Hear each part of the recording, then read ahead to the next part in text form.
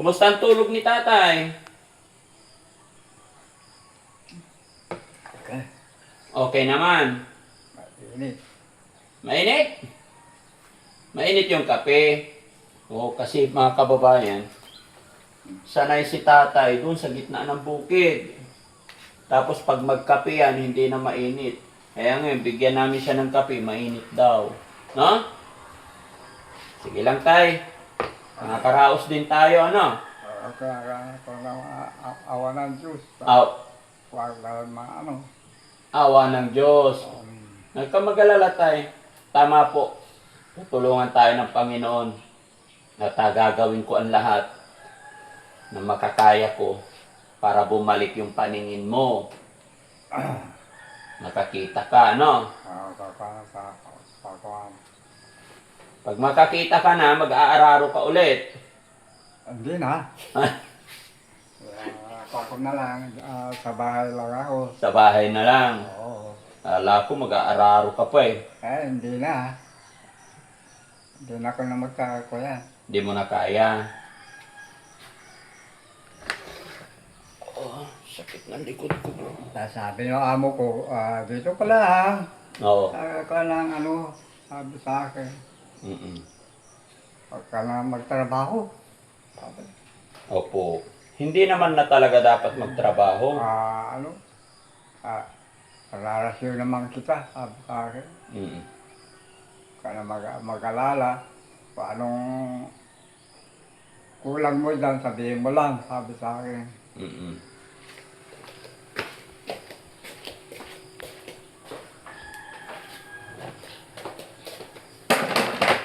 Nag-uusap nga kami ng amo mo kahapon.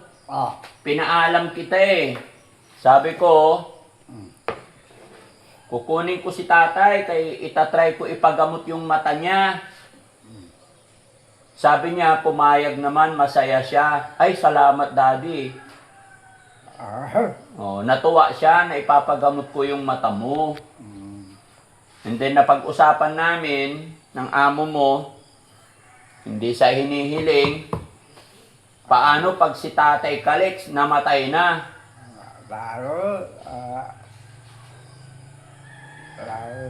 Lagi kang tinatanong, di pa pumunta dito, di pa, Lagi niyang tinatanong kung dumating si Daddy Frankie.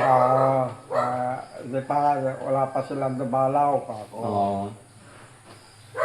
Alam ko, baka sa ibang araw, andyan na ako. Pero paano yan lo? Halimbawa, hindi nga po sa iniling, pag namatay ka, dadalhin ka dun sa pamilya mo? Hindi na. Hindi na? Saan ka namin dadalhin? Dito na. Ay, malayo.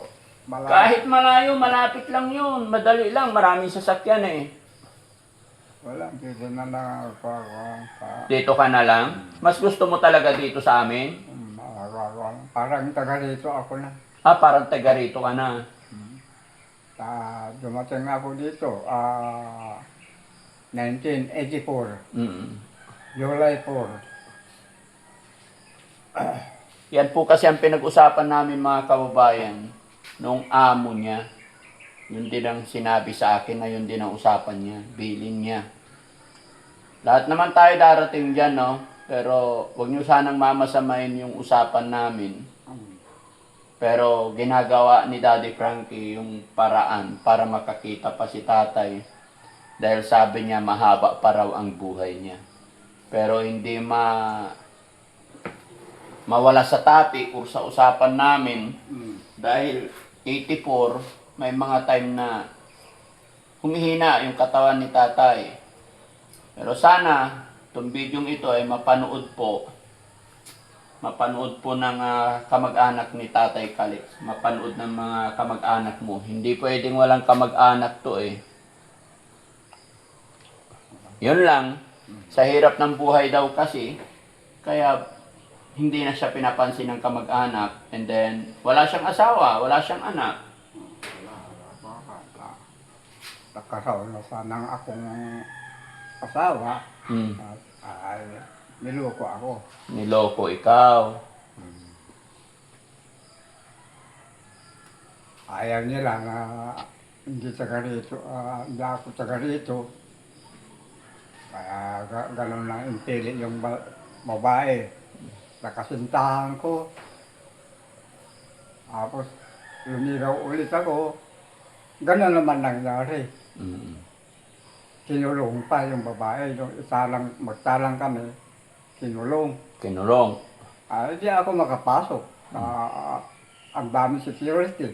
Ang dami security. Hindi ako makalapit. Gano'n nangyari. Malaki sana mga anak ko kung kaya. Kahapon mga kababayan,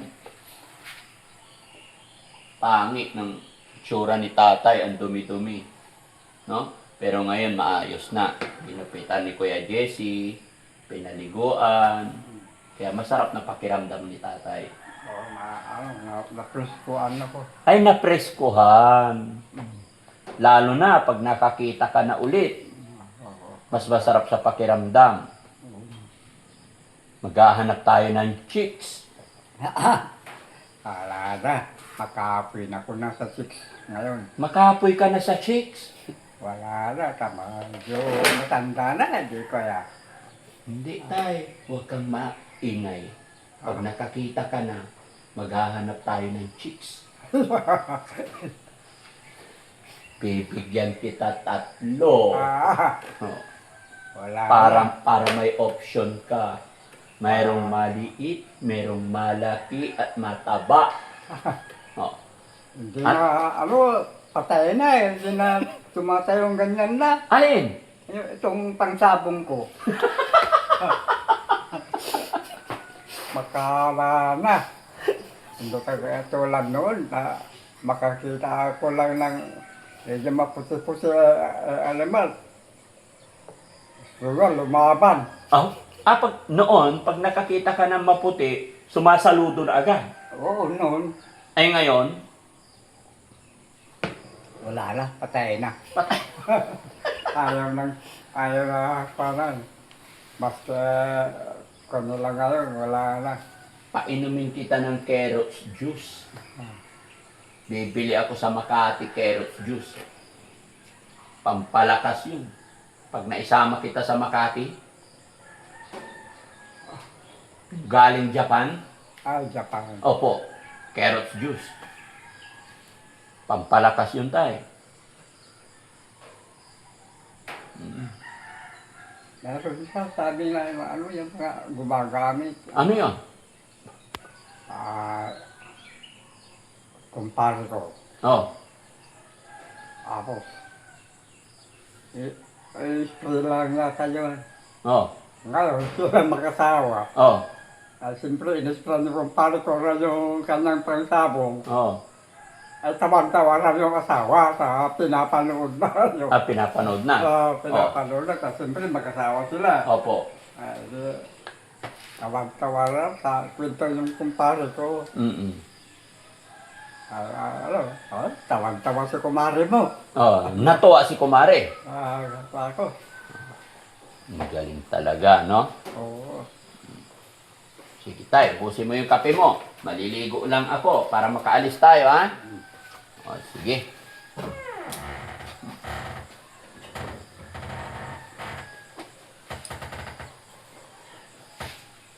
Maliligo rin ako.